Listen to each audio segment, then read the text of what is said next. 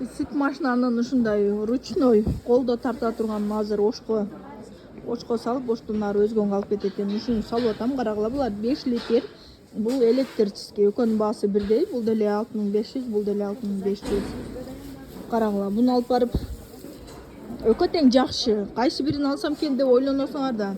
Өкө тең жакшы. Свет өчүп калганда ручной жакшы. Свет барда бул жакшы. Буну апарып токко улайсыңар бул жагына. Болду иштете бересиңер. Май куйбайсыңар. Түбүнө мисалы мынага бака такта узун. Столго окшогон тактага катырып анан иштетесиңер ошол. Өкө тең жакшы.